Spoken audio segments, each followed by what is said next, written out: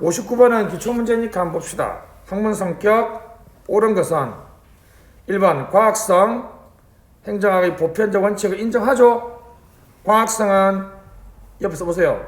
이론, 인과, 설명, 객관, 유형 뭐 이런 것들이죠. 2번 기술성은 행태주의에서 중요하게 제기되었다. 요걸 일단 넘어가고요. 3번 사이먼 기술성, 왈도는 과학성. 반대죠. 됐습니다. 4번 맞아요. 종합학문 맞죠? 행정학은 그래서 한때는 여러분 행정학이 지금도 우리나라 행정학과들은 한 3분의 1은 법학과에 소속되어 있고요. 3분의 1은 사회과학 대학에 소속되어 있기도 해요. 그러니까 그 보는 관점이 달라요. 옛날에는 행정학을 잡학이라고 그랬죠. 이것도 공부하고 저것도 공부하고 이렇게 하는 것인데, 그래서 종합학문입니다. 이게 옆에서 보세요. 연합학문, 다학문. 보통 이게 이제 학제적이라는 표현을 쓰죠.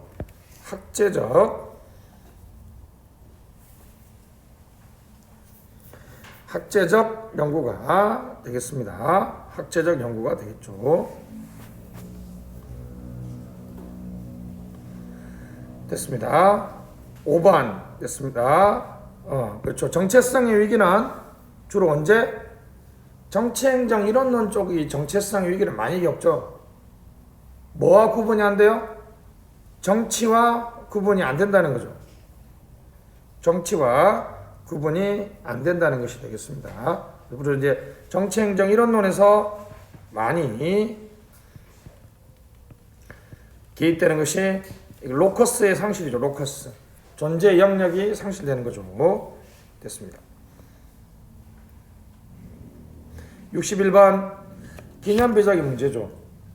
그죠? 행정의 연구.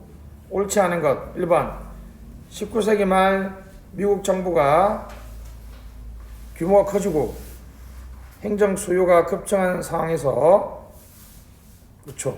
중요성이 역설되었다. 됐죠. 3번, 2번. 자, 정경유착과 보수 중심의 타락한 정당 정치. 옆에다 쓰세요. 위에다가 역관주의. 이게 역관주의죠. 부패가 극심한 상황에서 행정이 정치로부터 독립해야 된다. 3번이 유명한 표현이죠. 됐죠. 필드 오브 비즈니스. 맞죠? 그분이 했던 말은 또 비즈니스 라이크.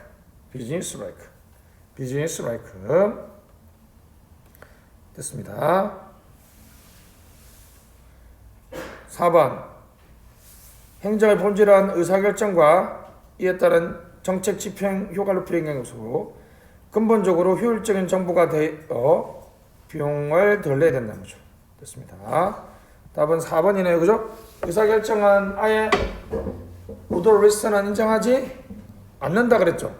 관리의 영역이다. 관리의 영역. 관리의 영역이라고 정했습니다. 자, 62번은 넘어가시고 63번. 이게 오랜만에 나왔죠. 그죠? 오랜만에 63번 됐습니다.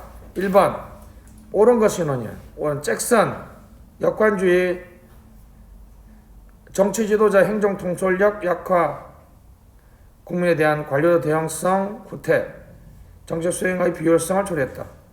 완전히 반대로 설명하고 있죠. 역관주의는 정치 통솔력과 대형성을 강화시키기 위한 것이다. 강화시키기 위한 것이죠.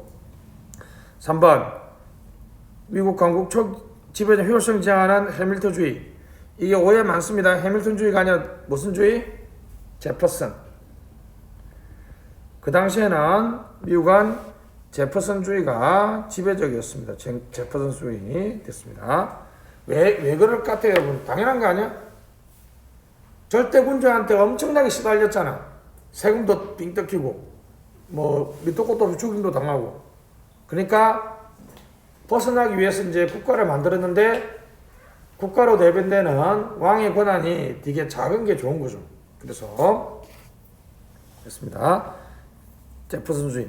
뭐 굳이 그게 아니더라도 해밀턴주의가 지배적인 입장 아니었어요. 3번 뉴욕 시정조사연구회.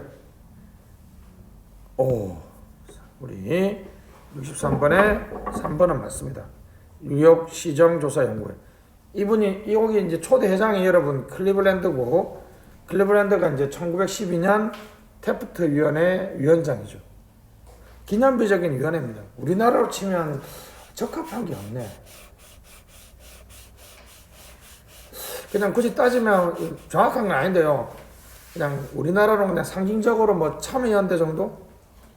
참여연대 우리나라 93년인가 2년에 만들어져서 우리나라의 시민운동의 상징적인 존재죠. 됐습니다. 자, 4번 애플비. 행정에 대한 정당 정치의 개입이 저해한다. 지문은 맞지만 애플비가 아니라 누구요? 윌슨의 주장이죠. 우드로 윌슨은 그래서 역관주의를 극복해 나가야 된다는 표현을 썼습니다. 그죠? 윌슨, 우드로 윌슨 민족 자결주의를 말했고 이성만 박사한테 정치학 박사학위 논문을 줬죠. 64번 과학적 관리법 전제 없는 것. 1번 과학적 분석 유일무이한 최선 방법. 2번 생산성 향상 혜택은 노동자 사용자 모두에 들어간다. 4번 내재적 보상 동기 위반. 4번 목표는 명확하다. 답은 3번이죠. 내재적인 게 틀렸죠. 내재적 반대는 뭐야? 외재적, 외면적. 다른 말로 하면 감정이라 써보세요. 인간에 대한 감정의 여기를 인정하지 않습니다. 왜요? 과학적 관리법은 인간을 뭘로 본다? 기계로 본다 그랬죠. 감정이 없어요. 내면을 볼 필요도 없다라고 저니까. 이 문제는 괜찮은데 밑에 문제는 여러분 경찰 간부나 해양 간부 시험 문제는 여러분이 그냥 틀렸잖아요. 좀 짜증나잖아. 넘어가면 돼. 이 경찰 간부 문제는 그리고 경찰 승진 문제나 경찰 쪽의 문제는 인사혁신처에서 출제 안 하고 경찰대에서 출제한다고. 그래서 조금 문제가 좀 공신력이 좀 없어. 근데 가끔 좋은 문제도 나오기도 해요. 이런 65번 같은 문제는 이제 방어적으로, 알았죠? 요즘 이런 학점 물어보는 거 있잖아. 잘 안 나와요. 그리고 뭐 대표적으로 뭐 사이먼 이런 거 빼고는 잘 안 나옵니다. 자, 옳지 않은 거 1번 굿나우 행정은 국가의지의 표현. 2번 윌슨 정치행위 불량. 2번은 무조건 맞네. 3번 사이먼 속담 격언. 맞네요. 4번 테일러 시간연구 동작연구. 맞네. 모르겠다. 답은 2번 굿노우. 그렇죠? 됐습니다. 거기 이제 그 해설해 보면 재밌죠. 굿노우가 했던 유명한 말이 됐습니다. 기념비적이네요. 정치와 행정 1990년에 책에서 정치란 국가의사에 관한 정책 또는 국가의사의 표현과 관계되는 것이고 행정은 정책을 집행하는 것이다. 정치와 행정의 이러한 구분을 상징적으로 도로를 건설하는 데 공화당식 또는 민주당식 방법은 없다. 느낌 있죠? 도로 건설은 비용 전략, 낭비 제거, 효율적인 걸 해야지. 민주당 거, 공화당 거. 민주당이냐 공화당이냐 정치죠. 됐습니다. 상당히 재밌는 표현이죠. 됐습니다. 66번. 이 문제도 좀 누차 강조했던 건데 다시 봅시다. 호손실험 1번. 옳지 않은 거 1번. 비공식 집단이 중요한 영향 미친다는 것. 2번. 생산성 향상은 작업 환경의 변화보다는 근로자들이 특별한 존재로 인식됐기 때문에 일어난다. 3번. 작업 환경의 변화에 근로자들이 조직적으로 대응하는 문화가 존재한다는 것을 발견했다. 4번. 애초에 생산성 향상보다는 근로자들에 대한 인간적 대우가 중요함을 설계했다. 이게 특이한 거죠? 4번이라고 그랬죠? 근데 1, 2, 3번 지문이 상당히 재밌죠, 그죠? 처음 노는 지문입니다. 넘어가시죠.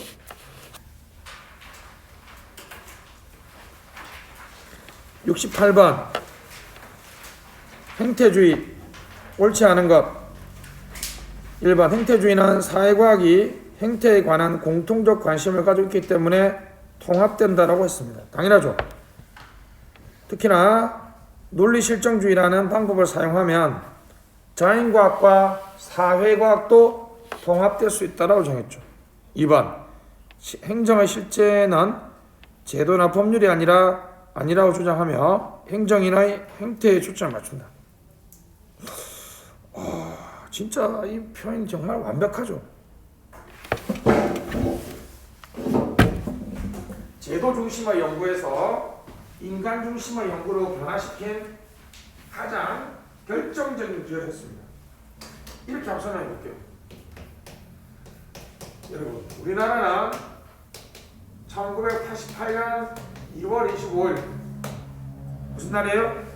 지금 헌법이 효력이 시작된 날이죠. 지금 우리나라 헌법의 효력 발생이란 1988년 2월 25일인데 그 이후부터 2021년 1월 6일인가요? 7일인가요? 까지 헌법 토시 하나 안 바뀌었죠.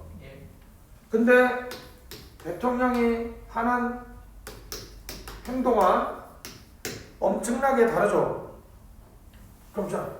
그러면 헌법이라는 공식적인 제도의 문제가 이러한 대통령이 뭐 선언하는 정책이라든지 뭐 행동이라든지 이런 게 다 다르잖아요. 그냥 노무현 대통령, 이명박, 박근혜, 문재인 대통령 전부 다 하는 행동이 다르죠. 그럼 이걸 설명하려면 똑같은 이걸 설명해야 돼요. 이 사람이 가진 가치관, 인식, 태도를 설명해야 돼요. 형태주의가 우리가 일반적으로 비판적으로 바라보지만 제도 중심의 연구에서 인간 중심의 연구로 변화시킨 아주 결정적인 계기가 됐어요. 그러니까 또 이런 표현을 쓸 수 있죠.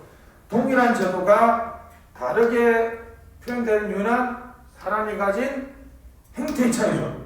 가치관, 태도, 인식과 같은 형태의 차이라는 거죠.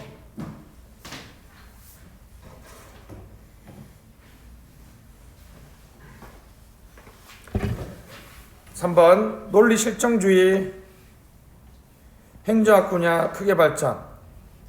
4번 가치평가적 정책 연구를 지향이 아니라 지향이죠. 지향했다. 자, 행태주의는 그 정도까지 보시면 되겠고, 자, 71번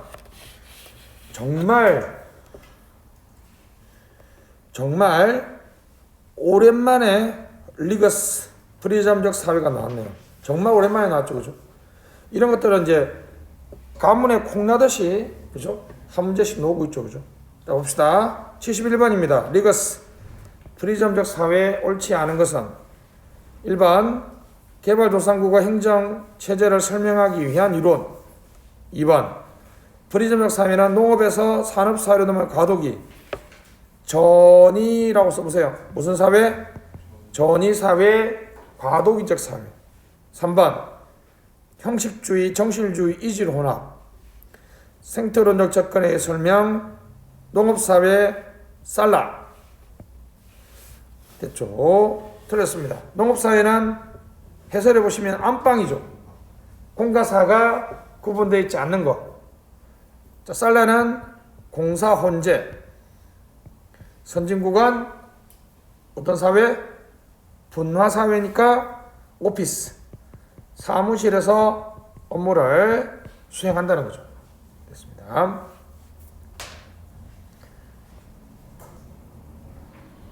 (73번) 문제 읽어보시죠.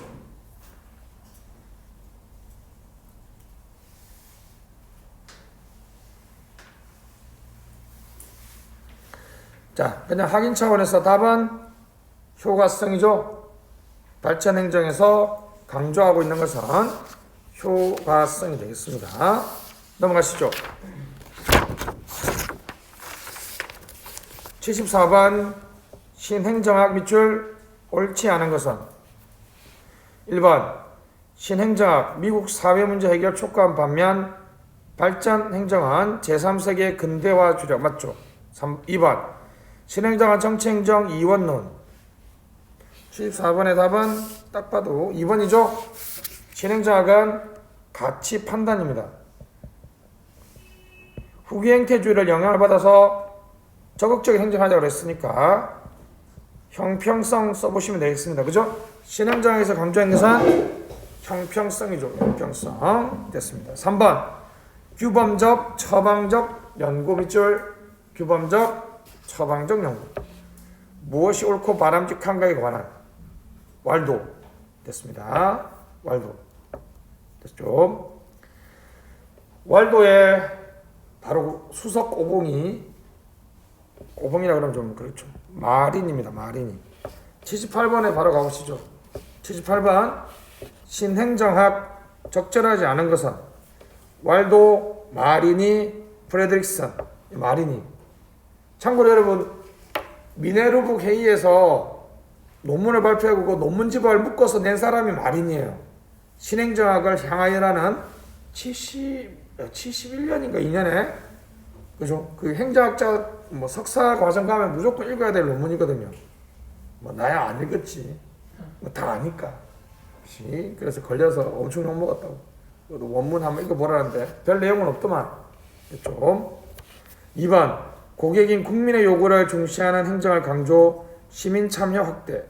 3번 엄격한 실정주의에 대한 비판 이외에 인간주의 심리학, 현상학 등을 바탕으로 한 현실 문제 해결 있습니다. 4번 행정관리론에서 개발된 행정관리를 토대로 처방적 기능.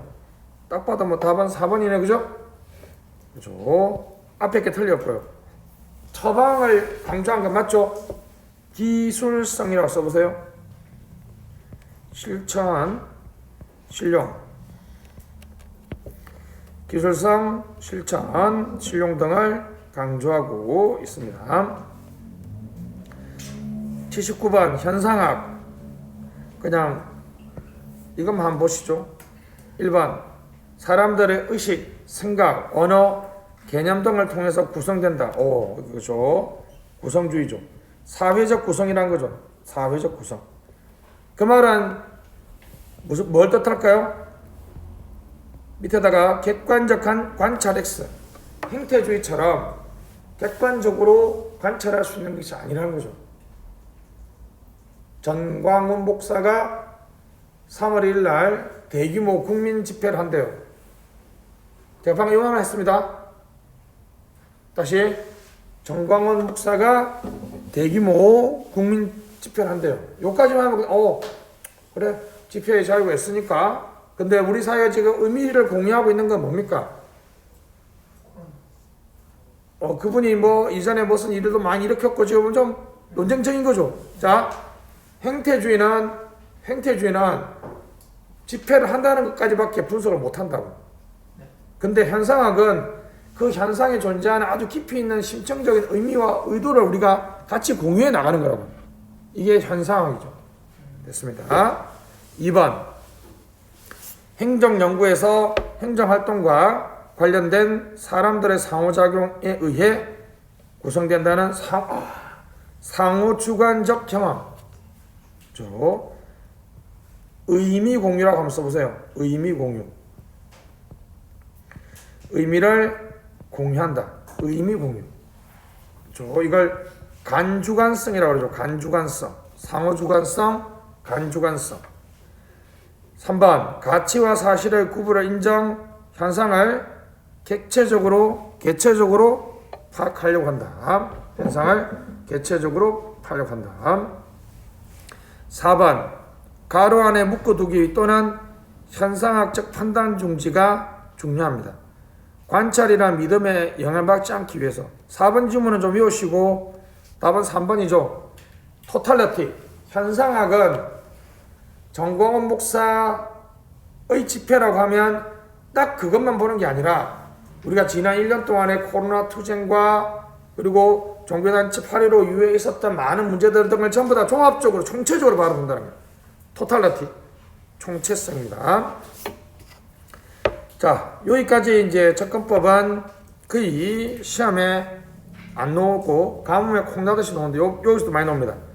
자, 공공선택론 적절하지 않은 것은 됐습니다. 1번 정치 행정 제도의 상호작용을 연구한 일련의 시도로서 제가 진짜 좋아하는 공공선택론의 개념정의죠. 무슨 경제학?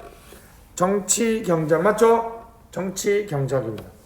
정치 행정 현상을 경제학적 시각으로 분석하려고 합니다. 정치 경제학이죠. 2번 관료들에게만 집중되었던 권력을 시민에 들줌으로써 시민 중심의 공직 제도를 구축하려고 한다. 민주행정 패러다임 생각하면 쉽게 이해되죠? 됐습니다. 3번 스피로버를 강조한다. 스피로버를 강조한다. 됐습니다. 됐죠? 4번 정부 실패의 원인을 정부 관료제가 공공재 생산과 공급에서 독점적인 행사인데 찾고 있다. 됐네요. 답은 2번이네요. 죄송합니다. 이 말은 신공공관리론, 신공공서비스론에서 했던 얘기고 됐습니다. 됐습니다. 선택권이라고 써보세요. 선택권. 경쟁적 공급을 통한 시민들에게 선택권을 부여해주는 것이고, 그죠? 시민 중심적 공직 제도는 공론조사와 같은 것들을 말하니까 신공공서비스론 얘기입니다. 됐습니다. 쉽게 봤네요. 81번 이거는 뭐 너무 쉬운 거니까 넘어가고 82번 문제도 좀 비슷합니다. 기출문제를 같이 봐야 된다는 이유 중에 하나가 되겠습니다. 83번 가시죠. 옳은 것은 됐습니다. 1번 관할권이 다른 지방정부로 이주하는 것은 개인의 지방정부에 대한 선호 표출이죠. 그죠? 그래서 vote with a foot 뭐에 의한 투표? 발에 의한 투표. vote with 투표. 이른바 티브 가설이죠. 티브 가설. 2번 집권적이고 계층제 구조를 강조하는 관료제가 시민 요구에 민감하게 반응하지 못한다라고 주장하는 거죠. 이걸 우리가 오스트롬은 무슨 패러다임? WW 윌슨 베버리안 패러다임이라고 얘기했죠. 부캐넌 오스트롬 니스카네 맞네요. 4번 개인이 아닌 조직 얼푸습단이 틀렸네요. 그렇죠? 방법론적인 개체주의라고 써보세요. 방법론적인 개체주의. 개인만 분석합니다. 개인만 분석해. 개인만 분석한다. 됐습니다. 나머지는 여러분들 보시면 되겠고, 자 86번 체크해 주시고 이런 문제를 좀 많이 봐야 되겠죠. 자 옳지 않은 것으로 짝지은 것이는 옳지 않은 것으로 짝지은 가 경제학적 방법 응용 정치현상 연구 방법론적인 개체주의 맞죠? 2번 가치 중립적이고 효율적인 집행을 담당하기 때문에 정치협력 밖에 있으며 행정 기능에 관한 모든 정부는 구조적 유사성을 띈다. 딱 봐도 틀렸네요. 2번 다 니스칸에는 예산 극대화 모형은 관료는 한계 편익 곡선과 한계 비용 곡선이 교차하는 지점이 아니라 어떤 지점? 같아지는 지점. 같아지는 지점에서 우리 있습니다. 공공 서비스를 공급하려고 합니다. 이 교차하는 지점은 됐죠? 편익, 총편익, 총비용이라고 보세요.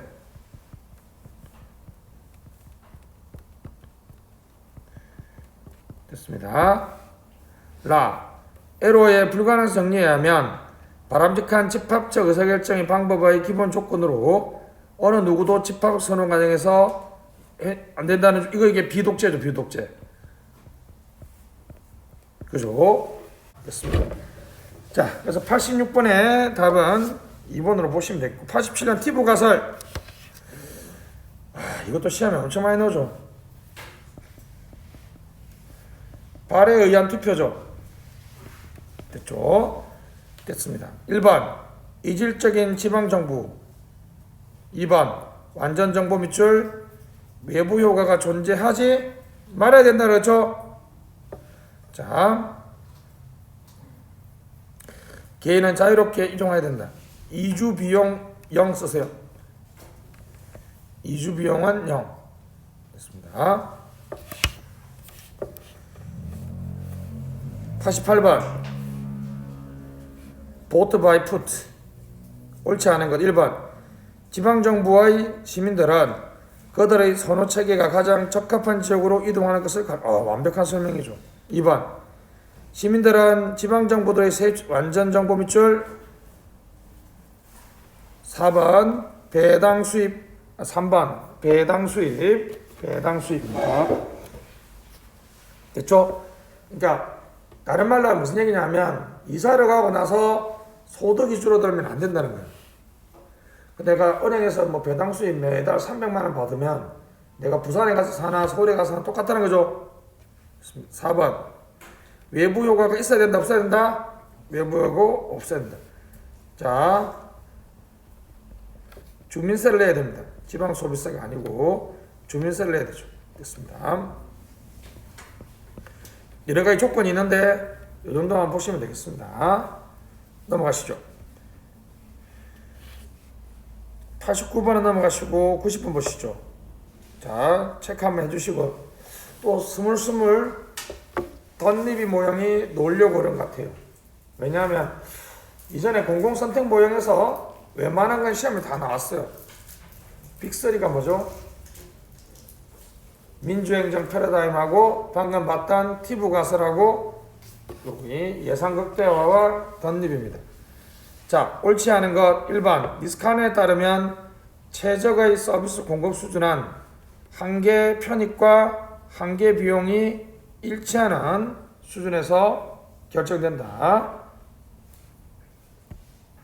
됐습니다. 2번 두 이론 모두 관료를 그쵸 이선정합이죠.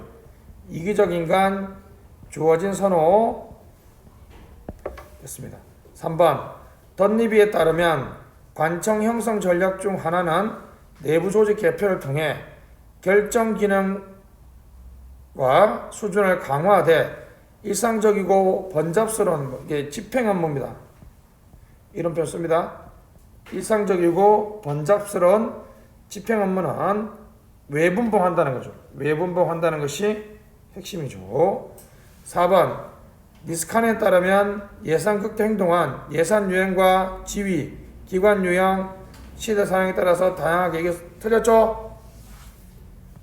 요거는 관청 형성 모형의 특징입니다. 알았죠? 관성 형성 모형의 특징이죠. 좀 됐습니다. 관청 형성 모형의 특징이 되겠습니다. 91번 덧입이 이거 놓으면 다 틀립니다. 옳은 것은 1번 고위 관료의 선호에 맞지 않은 기능을 민영화 위탁 통해 지방정부나 준정부기관으로 떠넘긴다. 완벽한 형태의 외분봉 전략이 되겠습니다. 합리적 교육 관련 예산극대화를 추구한다, 추구하지 않는다? 예산극대화를 추구하지 않는다 그랬죠? 책임 회피라고 써보세요. 굳이 예산이 많아져봤자 내가 별로 좋아하지 않는다 그랬죠. 3번 중하위 관료는 관청 예산 증대의 이익을 가지고 있다는 것이죠. 됐습니다. 그래서 관청 예산은 계약기관이 극대화하려고 하니까 조금 맞지 않습니다. 4번 관료들의 정책 결정할 때 이건 4번 한번 바로 틀렸죠.